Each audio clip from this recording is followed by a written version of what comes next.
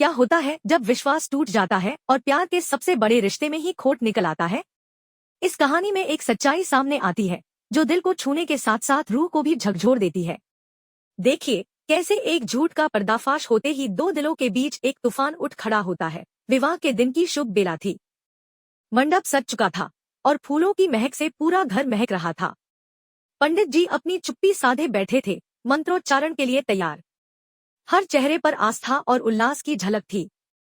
दूल्हा ऋषि, जो अपनी रेशमी शेरवानी में अद्भुत दिख रहा था, अपने दिल में उलझन और कुछ अजीब सी घबराहट छुपाए बैठा था। मंडप में बैठे सभी लोग, उसके माता पिता, रिश्तेदार और दोस्त, उनकी आंखों में बस एक ही सवाल था, दुल्हन कब आएगी। ऋषि की मां श्रीमती कौशल्या देवी ने अपने बेटे को देखकर गर्व महसूस किया। उन्हें लग रहा था कि आज उनका घर खुशियों से भरने वाला है। लेकिन अचानक हल्की सी बेचैनी हर किसी के चेहरे पर दिखने लगी। पंडित जी ने अपनी गहरी आवाज में कहा, कृपया दुल्हन को लाकर मंडप में बिठाया जाए। यह शब्द सुनते ही हलचल मच गई। मून की सहेलियां और परिवार की महिलाएं उस कमरे की ओर बढ़ी जहां मून तैयार हो रही थी। लेकिन मिनटों बीतते गए और मून नहीं आई। मंडप में सन्नाटा गहराने लगा। पहले फुसफुसाहटें थी, फिर सबकी नजरें एक दूसरे पर घूमने लगी। ऋषि के माथे पर पसीने की बूंदें आ गईं। उसे समझ में नहीं आ रहा था कि मून इतनी देर क्यों कर रही थी। क्या वह थोड़ी घबराई हुई है या फिर किसी और कारण से देर हो रही है। पंडित जी ने फिर से आवाज दी, क्या हुआ? दुल्हन अभी तक नहीं आई। एक लड़की झिझकते हुए मंडप में आई और कहा, मून दीदी कमरे में है, दरवाजा नहीं खोल रही हैं। इस खबर ने मंडप में जैसे बर्फ की ठंडक फैला दी। कौशल्या देवी का चेहरा पीला पड़ गया और परासर और नूतन एक दूसरे को घूरने लगे। ऋषि का दिल जोर जोर से धड़कने लगा। क्या सच में मून दरवाजा नहीं खोल रही? उसने फुसफुसाते हुए पूछा। उसी समय अर्शी, जो एक कोने में बैठी थी और पूरी स्थिति को चुपचाप देख रही थी, उसकी आंखों में एक तीखी मुस्कान थी। कमरे में मून एक कोने में बैठी थी, उसकी आंखों में आंसू थे। कुछ ही समय पहले जब उसकी सहेलियां उसे तैयार कर रही थी, तभी मून के फोन पर एक अज्ञात नंबर से एक तस्वीर आई। तस्वीर में ऋषि किसी दूसरी लड़की के साथ खड़ा था, शादीशुदा होकर। और वह लड़की कोई और नहीं बल्कि झनक थी, जिसे मून ने हमेशा अपनी बहन जैसा माना था। मून का दिल टूट चुका था। क्या ऋषि पहले से शादीशुदा है? क्या वह अब भी उसी झनक से जुड़ा हुआ है जिससे उसकी जबरदस्ती शादी हुई थी? कमरे के बाहर हलचल बढ़ चुकी थी। मून, दरवाजा खोलो।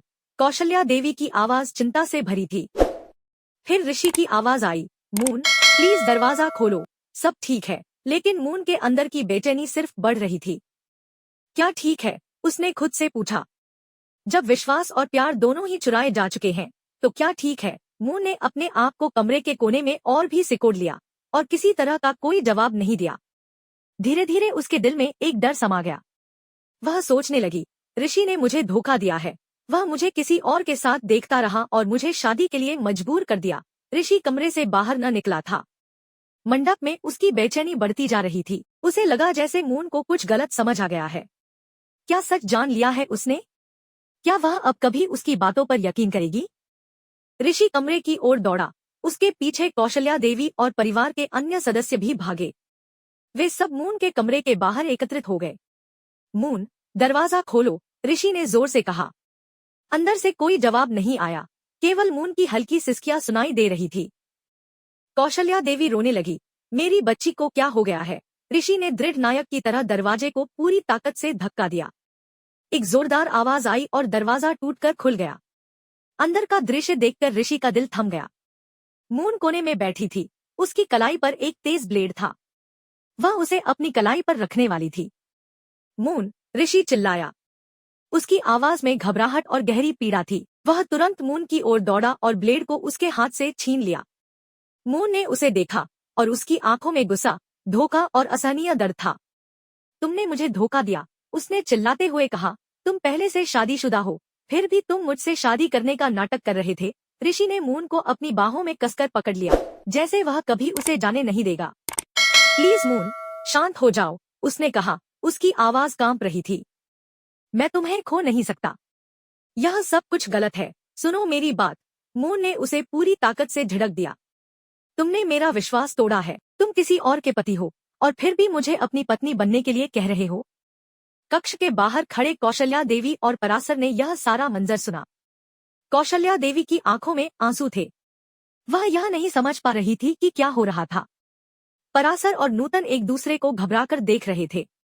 ऋषि ने मून को अपनी आंखों में देखा और धीरे से कहा, मून, मेरी पहली शादी एक मजबूरी थी।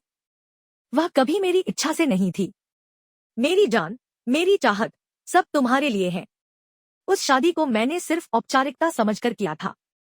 मेरे दिल में हमेशा से तुम्हारे लिए ही जगह रही है। मून की आंखों में धीरे धीरे गुस्से की जगह आंसू आ गए। वह ऋषि की ओर लपकी और उसके गले लगकर फूट फूट कर रोने लगी। उसकी सिसकियां कमरे में गूंज उठीं। ऋषि ने उसे कसकर पकड़ लिया और कुछ देर बाद मून ने अपने आंसू पोंछे और कहा, तुम जब तक अपनी पहली शादी को खत्म नहीं करोगे, मैं तुमसे शादी नहीं कर सकती। तुम्हें उस रिश्ते से आजादी पाना होगा, फिर हम साथ होंगे। ऋषि ने गहरी सांस ली। मून की बात सही थी। उसे यह कदम उठाना होगा, जो बहुत मुश्किल था। लेकिन उसने ठान लिया कि वह मून के साथ अपने प्यार की राह में कोई भी बाधा नहीं आने देगा। मंडप में लौटने पर सभी ने ऋषि और मून को देखा। मून की आंखों में आंसू थे और उसका चेहरा किसी अजनबी की तरह था। सब कुछ स्पष्ट था। तभी अर्शी ने एक बार फिर अपना कदम बढ़ाया। उसकी आंखों में एक अलग ही चमक थी, कुछ दर्द, कुछ गुस्सा और एक हल्की सी विजय की भावना। सच सामने आ ही गया है ना? अर्शी ने तीखे लहजे में कहा और सबकी नजरें उस पर जम गईं। कौशल्या देवी ने गुस्से में आकर अर्शी को देखा, लेकिन अर्शी की मुस्कान ने सब कुछ कह दिया। क्या होता है जब सच एक दिन सामने आकर सामने खड़ा हो जाता है? यह कहानी सिर्फ एक धोखे और एक विश्वास के टूटने की नहीं, बल्कि एक इतिहास की पुनरावृत्ति की है, जब एक औरत के दर्द को दुनिया ने नजरअंदाज किया। झनक की कहानी मून की कहानी बन गई है और अब हर तरफ सिर्फ एक ही सवाल उठ रहा है, क्या ऋषि इस बार सच से भाग सकता है? मंडप में सभी लोग चुप थे और अर्शी के शब्दों ने जैसे वहां मौजूद सभी लोगों के दिलों में एक गहरी लहर दौड़ा दी। अर्शी की आंखों में एक चमक थी, जैसे वह किसी लंबे समय से दबे हुए सच को अब बाहर लाने के लिए तैयार हो। उसकी एक एक बात ने सबकी जिंदगी में हलचल मचा दी। बकवास नहीं चाची, यह सच है। वही सच जो सालों से दबा पड़ा था, और अब वही सच मून की जिंदगी में सामने आ रहा है। अर्शी ने तीखे लहजे में कहा, झनक के साथ भी ऐसा ही हुआ था। उसे पूरी दुनिया ने गलत समझा और आज वही स्थिति मून की है। झनक का नाम सुनते ही कौशल्या देवी और पराशर के चेहरों पर कुछ बदल गया। ऐसा लग रहा था जैसे कोई पुराना राज सामने आ गया हो। अर्शी ने अपनी बात जारी रखते हुए कहा, झनक ने हमेशा सच बोला, लेकिन किसी ने उस पर विश्वास नहीं किया। उसे हर मोड़ पर शक की निगाहों से देखा गया, क्योंकि वह गरीब थी, अकेली थी। और वही आज मून के साथ हो रहा है। मून की आंखों में अब ताजगी कम, उलझन और अजीब सा डर था। झनक कौन है और मेरी माँ का क्या रिश्ता है इससे? मून ने धीरे से पूछा। उसे बिल्कुल भी अंदाजा नहीं था कि अर्शी की बातें किस दिशा में जा रही हैं। अर्शी ने बिना किसी हिचकिचाहट के कहा, झनक तेरी माँ है मून, और वही कुछ हद तक तेरे साथ भी हो रहा है जैसा उसके साथ हुआ था। उसकी शादी भी जबरदस्ती हुई थी, और वह भी किसी ऐसे आदमी से जो पहले से ही किसी और का था। यह सुनकर मून की सांसें रुक गईं। झनक उसकी माँ थी। क्या यह सच था? मून को अब तक कभी भी अपनी माँ से इस बारे में कोई बात नहीं सुनी थी। उसकी माँ तो हमेशा शांत और संयमित रही थी, कभी इस विषय को छेड़ा तक नहीं था। ऋषि गुस्से में आकर अर्शी की ओर देखा और कहा, बहुत हुआ। तुम क्या बकवास कर रही हो? बकवास नहीं ऋषि, अर्शी ने कड़ी आवाज में कहा। सच हमेशा कड़वा होता है। तुम वही इंसान हो जो इस सच के केंद्र में हो। तुमने मून को धोखा दिया, ठीक वैसे ही जैसे कुछ लोगों ने झनक को धोखा दिया था। अर्शी की बातों ने मंडप में सबको चौंका दिया और माहौल में अचानक तनाव बढ़ गया। कौशल्या देवी ने ऋषि की ओर देखा। उनके चेहरे पर चिंता और डर साफ झलक रहे थे। ऋषि की स्थिति का अंदाजा उसे हो चुका था। वह जानती थी कि अगर अर्शी ने पूरा सच बोल दिया तो सब कुछ सामने आ जाएगा। ऋषि मून का हाथ पकड़ते हुए बोला, मून, यह सब सच नहीं है। अर्शी गुस्से में कुछ भी कह रही है, लेकिन मून को अब समझ में आ रहा था कि शायद उसकी माँ के साथ भी कुछ ऐसा ही हुआ था। मुझे सब जानना है ऋषि, मून ने अपने आवाज में दृढ़ता भरते हुए कहा। मुझे यह भी जानना है कि तुम्हारी पहली शादी किससे हुई थी और मेरी माँ का इस सब से क्या रिश्ता है। ऋषि का चेहरा अचानक तनाव से कड़ा हो गया। उसे अब यह समझ में आ गया था कि वह सच को और छुपा नहीं सकता था, लेकिन उस सच का खुलासा करना भी आसान नहीं था। तभी अचानक एक और मोड़ आया। मंडप में हलचल सी मच गई। नूतन और पराशर के चेहरे पर चिंता की लकीरें साफ दिख रही थी। वे ऋषि के परिवार के करीबी थे और उनके चेहरे पर एक घबराहट सी थी। नूतन ने घबराते हुए कहा, ऋषि, हम अभी अभी बिरसी के घर से आ रहे हैं। क्या? बिरसी? ऋषि ने चौंकते हुए पूछा। हाँ, और हमें पता चला है कि झनक, वही छोटी झनक, वह तुम्हारे बारे में सब जान चुकी है। पराशर ने बात पूरी की। उसने तुम्हारी शादी की बात सुनी और वह बहुत परेशान है। ऋषि का चेहरा सफेद पड़ गया। अब यह और भी बुरा हो गया था। मून के सामने सच का खुलासा होना तय था। झनक को अब सब कुछ पता था। झनक और ऋषि की शादी का राज, और मून के लिए यह एक और बुरा झटका था। क्या? झनक और तुम शादीशुदा हो? मून की आवाज लगभग फुसफुसाहट में बदल गई। उसकी दुनिया जैसे पल भर में उथल पुथल हो गई। जो एक समय उसकी सबसे अच्छी दोस्त थी, उसकी मां, अब उसके सामने एक अजनबी बन गई थी।